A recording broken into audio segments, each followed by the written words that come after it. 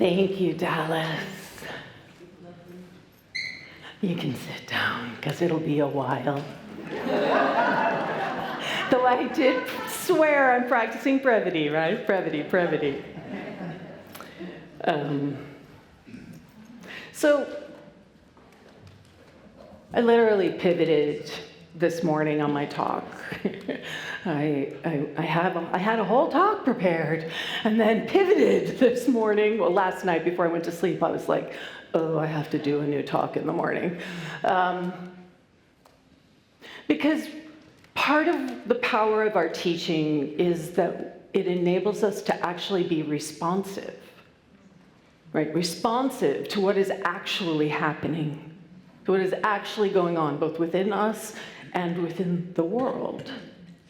And so you probably, even if you look on your bulletin, it even says a different talk title. But what really came to me over and over and over again is this idea of the strength of love, and that it is inviting us all to live more deeply into our values. And I'm going to talk more deeply about this when I'm off for the next 2 Sundays. We got fabulous guest speakers. But when I come back, we're going to dive into this idea a little bit more, like where do our values come from? But we have been doing this series where we've been looking at it at the foundation, which is an abundant mindset. Intentionality, where we're bringing like conscious intention to what it is that we want to be and have and do in the world.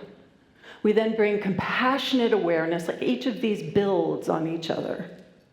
And then that enables us to step into joyful living. And Norman Fisher talks about joyful living as being something that actually requires something of us, that actually takes effort. It's not something that just sort of randomly appears, though we can have moments like that, moments of unexpected joy that just show up. But my experience with joy is that it's almost always arising from that joyful effort that I have been putting in, and then there's a culmination of something. And he talks about it being this energetic activity in the pursuit of goodness that is propelled by passion, purpose, and love, not power.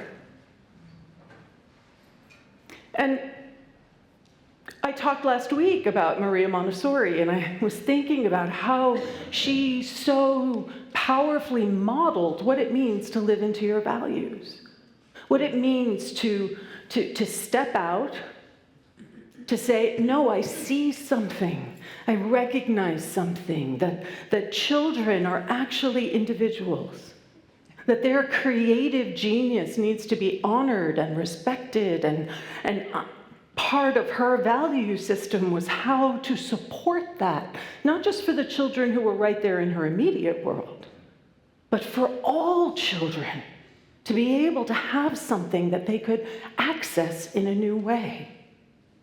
She was listening to the thing that was of value to her. Can you feel that? And that then guided her steps. And we have so many other examples, right? We have so many other examples of people who lived into their values. Mahatma Gandhi and Amelia Earhart, and Shirley Chisholm, right? Malala. Like stepping into something.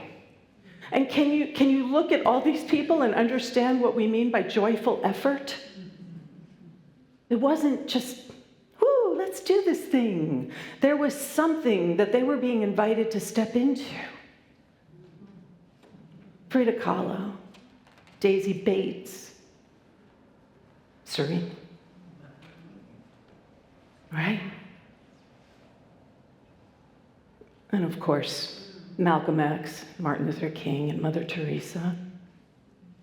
And can you feel how each of them was doing the thing that they were called to do and be? Right? Just as so Momo said, nobody can be Debbie Sweeney. There is only one Debbie Sweeney on this planet. Right? There's only one Momo on this planet. And that's something that we're being invited to actually accept and honor. Because my experience when I talk to people and work with people and interact and with my own stuff that comes up for myself is that we consistently undermine, dismiss, and minimize our contribution to the world. We somehow think these greats did these amazing things, but that's not me. And so what came to mind is Dr. Martin Luther King saying, if you cannot do great things, I can do small things in a great way. Now, I honestly believe that we are all here to do great things, but we need to tell ourselves this because we get caught up in, oh no, not me, I'm not good enough, I'm not important enough. I'm not Martin Luther King Jr. I'm not Mother Teresa. They were special in some way. But guess what? So are you. So are you. And how often do we diminish that? And right here in our own community, we have people who do great things, right? And John being one of them, right?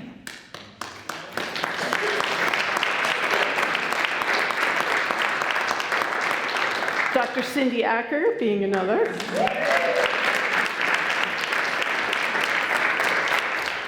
You might not even know this, but my wife, right?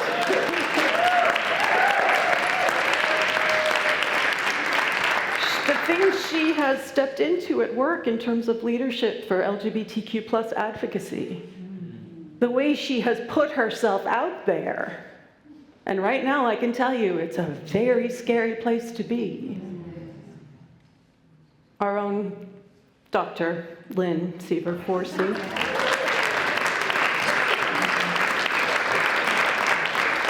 And a lot of you may not know this, but Lynn has taken her passion for nursing and caring, right?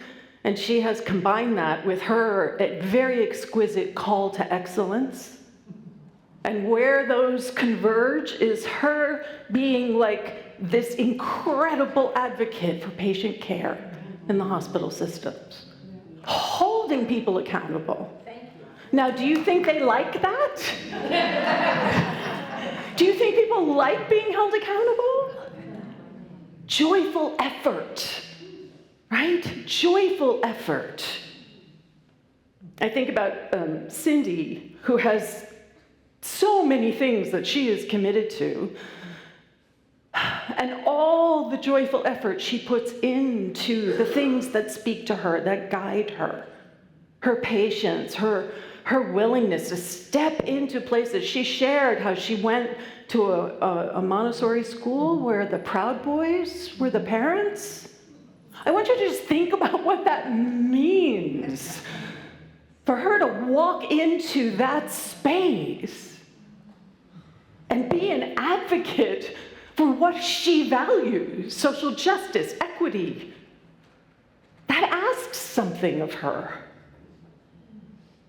And then John.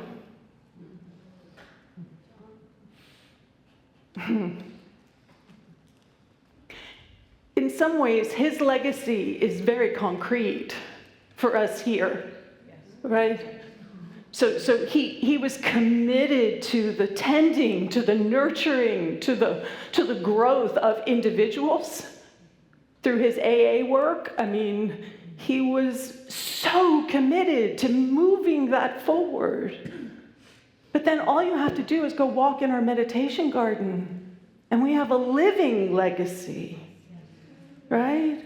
Of his passion, of what he valued, of his spending time with the children of HMS and sharing with them the gifts and the blessings and the magnificence and the power of nature and beauty and how they could be a participant in all of that. Is that any less valuable than a Mother Teresa? Remember, I said at one point that comparison is the death, right? It's the death of joy. We're not in a competition with each other about who is doing valuable work. We're here to just show up, and it means that we actually have to show up. It is not enough to talk to the people who you know about the things that you all believe together. We are being called to something greater than that. We are being called to step out with our spiritual values, right? With our spiritual values. So the questions I have for you is, what are your values? Have you actually ever thought about that? What are the values that you have? How do you live those values? Really, how do you live them? What are you doing in your life that connects into those values? And the thing that I think is most important, and I say this all the time, but this is the leading edge for New Thought, to get our heads out of our pretty little navels and to step out with what we know in the world. So how do you share your values? How do you interact with the world with your values? And then I would ask you, in that sharing, are you actively creating a world that is reflecting the values that you have? And the thing I want to really be clear about is that we are talking about values that are held in a spiritual framework. And we're talking about spiritual values. Spirituality provides a guiding set of principles and values anchored in a connection greater than ourselves that inform our sense of right and wrong and influence our actions and decisions in life. How much is going on in our country right now that is disconnected from a connection greater than ourselves? That is the key component. And I have said this, and I will still keep saying this. When I was marching, when I was younger, for queer rights, I wasn't marching for me. I was marching for the generation behind me. Because I knew it was going to take time. I was actually shocked that I got to experience some of the freedoms and openings that resulted from that work. I never expected to be able to get married in my lifetime. But I certainly hoped that the people behind me would, and the irony is now I may have the right to get married, but the next generation behind me may not.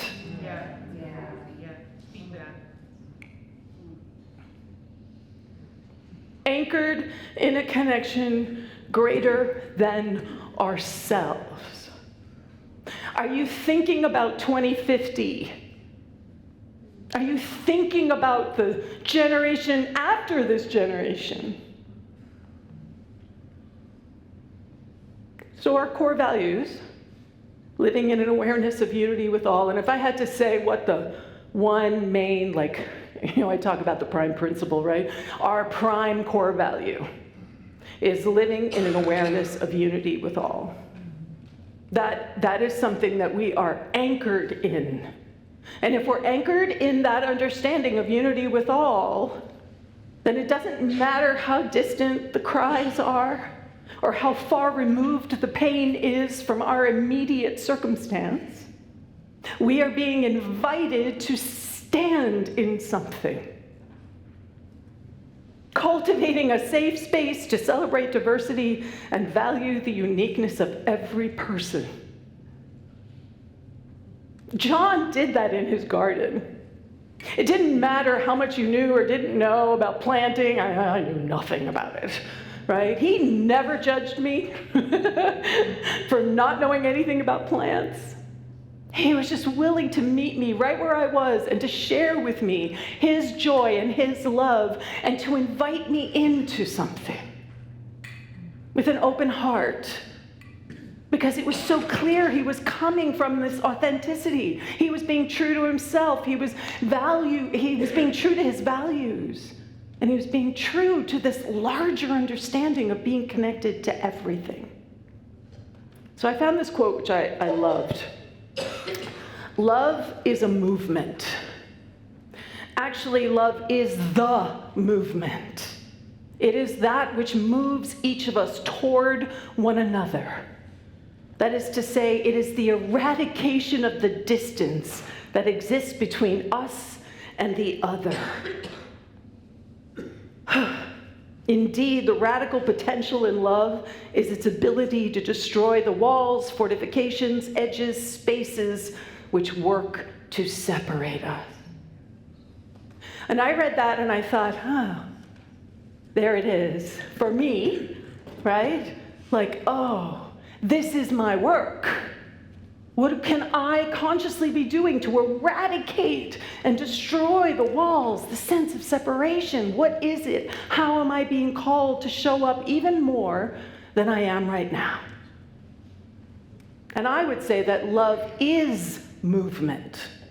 Not just the movement, but it is movement.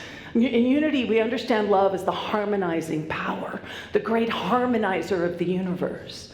Well, that means there's some sort of something that is activated. It's not passive. It doesn't just sit there. And for those of us, including myself, who get overwhelmed by just how big it seems, Martin Luther King again, if you can't fly, then run. If you can't run, then walk. If you can't walk, then crawl. But whatever you do, you have to keep moving forward. Every piece that we bring into the world, every piece of ourselves committed to the truth of one power, one presence, one life, all peoples, all animals, this magnificent earth. We are being invited to, if we can do nothing else but crawl, we need to crawl. We need to find a way to build the capacity to step into something that, quite honestly, I don't think has ever, we are creating a new consciousness. That we stand on the shoulders of the civil rights movement. But there is something else that is being asked of us.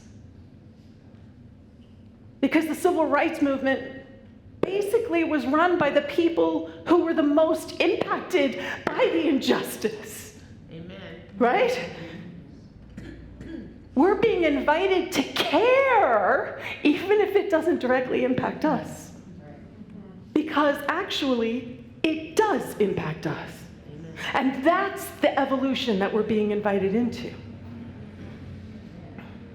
So practices, right? What do we do? Focus on one value that matters to you. Find one that you want to stand in for the week, for the month, for the day. Just find one value.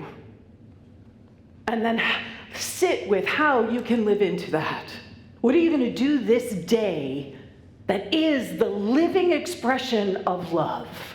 Or what are you going to do this day that is the living expression of peace or abundance or adventure?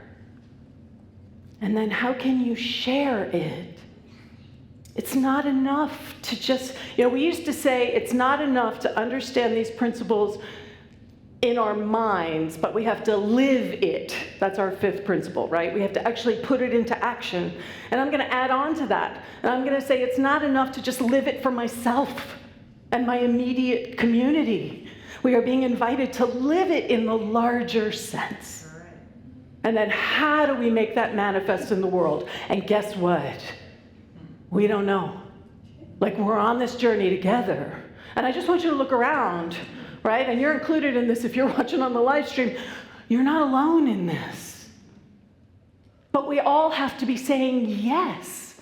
We often say in Unity that willingness is enough. But we have to be willing.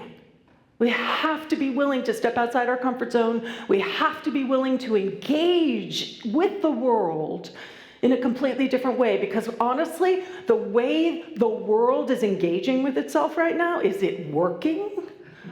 I mean, all we have to do is look around. It's heartbreaking what's happening in the world. And it's been heartbreaking for a long time. This isn't political. This is like the world is we are all trying to lift ourselves up in a new way. And then the last thing is, you just gotta do it. If you gotta crawl, crawl. But do something. Yeah. Right? Something. Take the first step in faith. You don't have to see the whole staircase. Just take the first step. I got to the end of creating this morning, and I was like, oh, look, it's a Martin Luther King quote day. Everything was a Martin Luther King quote. There is not a mistake in that. That man embodied something that inspired millions. And guess what? You have that capacity too. You do. You have the capacity to be inspirational. To model something. Even if all you're doing is flailing as you try to figure it out, you're modeling that it is better to try than to not do anything at all. Oh, look, there we are. That piece that we take the first step in faith. I mean, the civil rights movement, I believe that the power and the longevity and the impact of the civil rights movement is because it was anchored in a spiritual framework. It was anchored in principle. It was anchored in a spiritual understanding. It was about the innate wholeness that we all are, regardless of race, sexual orientation, sexual identity. It doesn't matter. That we are whole. That's why it touched so many hearts. Because there was a truth at the core of it that makes it unstoppable. But we need to carry the torch. We need to continue that forward. We have to be willing to stand up, even if you are completely at sea about gender ideology and pronouns, and even if you're like, I don't get it, it doesn't matter whether you get it or not. Right. It really doesn't. Can you feel the truth of that? We are still being called to show up for the authenticity at the heart of it all. That's what we're being invited to become. So now we can take this into a time of meditation.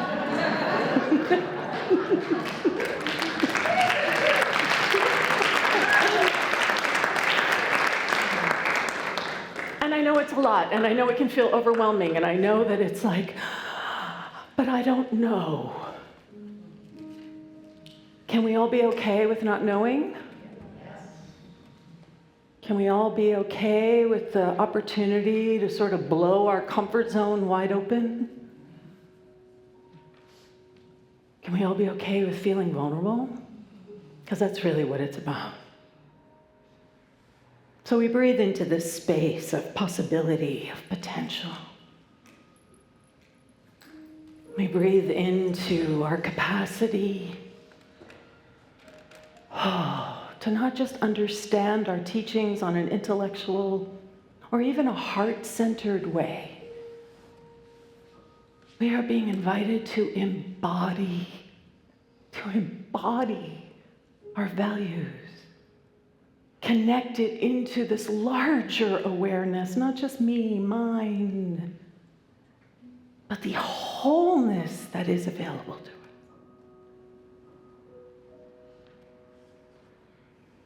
And so as we stand in this space, I just invite you to sit with what is it today, because it can change. We have lots of values that we center ourselves around. But what can you articulate right now that is a value that you are being called to stand as, to embody in time, in space, the hands, the feet, the voice of God. And how are you being called to share that with the world? And let's just rest here in the silence as we listen.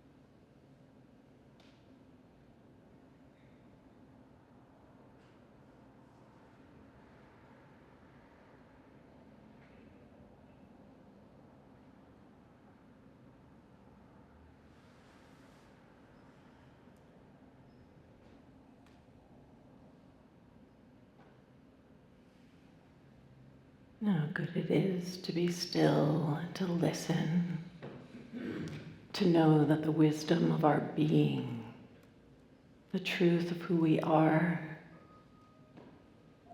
of who we have come here to be, what we are invited to share with the world uniquely and magnificently.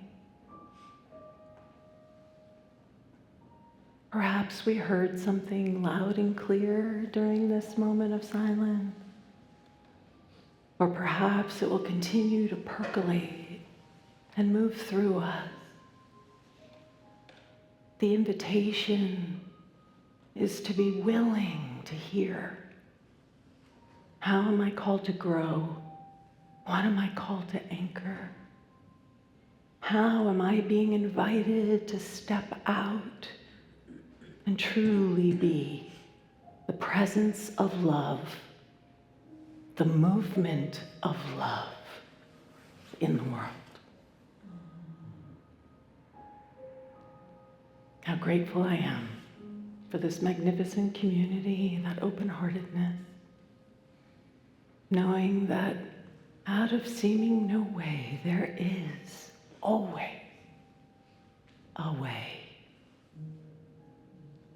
Releasing it all, knowing it's done. I invite you to know with me, and so it is. Amen. Ashe.